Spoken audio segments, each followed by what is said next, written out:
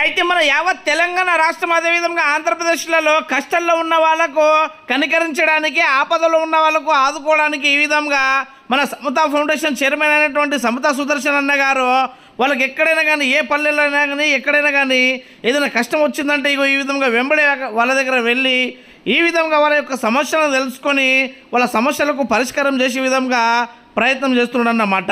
ఇగో అందులో భాగంగానే ఇవాళ మన ముదల్ నియోజకవర్గంలోని ఏదైతే తానూరు మండలంలో మసల్గా గ్రామం ఉన్నదో ఆ మసల్గా గ్రామంలో ఉన్నటువంటి ఈ అమ్మాయి దగ్గర వెళ్ళి అక్కడ ఆ అమ్మాయికి తన వంతుగా సాయం చేయడం జరిగింది. ఇంతకీ ఏం జరిగింది, ఎట్లా జరిగింది అనుకుంటున్నారా? అయితే మొన్న రీసెంట్లీగా మన అన్న బైసపట్నానికి ఏఎస్పీ గారికి మర్యాదపూర్వకంగా కలవడానికి వచ్చినప్పుడు అక్కడ ఒక విషయాన్ని తెలుసుకున్నారన్నమాట.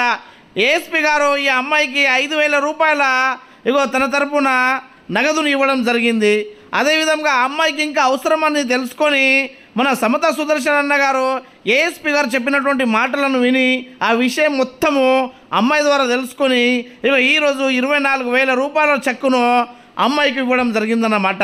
ఇంతకు మస్తు చెప్తున్నావు కానీ ఎందుకు ఇచ్చిండు అని అనుకుంటున్నారా? అయితే ఏం లేదు, ఈ అమ్మాయి పేరు మమత, ఇంటర్మీడియట్ సెకండ్ ఇయర్ 12వ తరగతి ఉత్నూరులోని టెంపుల్ స్కూల్లో చదువుకుంటున్నది. ఇక్కడ చదువుకుంటూనే బేస్బాల్ను మంచిగా ప్రాక్టీస్ చేసి స్టేట్ లెవెల్ నుంచి నేషనల్ లెవెల్కు ఈ విధంగా సెలెక్ట్ అయిందట. అందుకను ఈ అమ్మాయి హైదరాబాద్ నుంచి మనకు పంజాబ్కు ఆడడానికి వెళ్ళాలా కాబట్టి అమ్మాయికి ఫీజు కట్టడానికి ఒక 30,000, రాను పోను ఖర్చు, ఇంకా తిండికి టికెట్లకు ఒక 10,000 కావాలా కాబట్టి ఏఎస్పీ సార్ ఒక 5,000 ఇచ్చిండు. ఇంకా మిగతా వాళ్ళు ఎవరికైనా సాయం చేయండి అనగానే అంతట్లోనే మన సుదర్శన్ అన్న పోయింది కదా ఆడ ఏఎస్పీ సార్ కలవడానికి.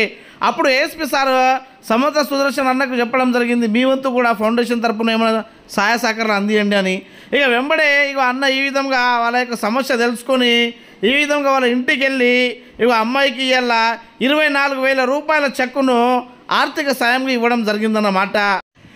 అంతేకాదు ఈ అమ్మాయి మళ్ళీ సెమీఫైనల్కి వెళ్తే 50,000 రూపాయలు ఫ్లైట్ టికెట్స్ ఇస్తానని చెప్పిండు సారు. అంతేకాకుండా మళ్ళీ ఫైనల్కి ఒకవేళ వెళ్తే 1,00,000 రూపాయలు మళ్ళీ ఫ్లైట్ టికెట్స్ నేను ఎక్కడ పోయినా కూడా ఇస్తాను అక్కడ సార్ మాట ఇవ్వడం జరిగిందన్నమాట. ఈ కార్యక్రమంలో భాగంగానే మనకు సాహెబ్రావు గారు, అదేవిధంగా మన మాధవరావు పటేల్ గారు, అదేవిధంగా మన కాంగ్రెస్ పార్టీ అధ్యక్షులు, అదేవిధంగా సాయినాథ్ గారు, జరీ సాయినాథ్ గారు తదితర నాయకులు ఈ కార్యక్రమంలో పాల్గొనడం జరిగింది.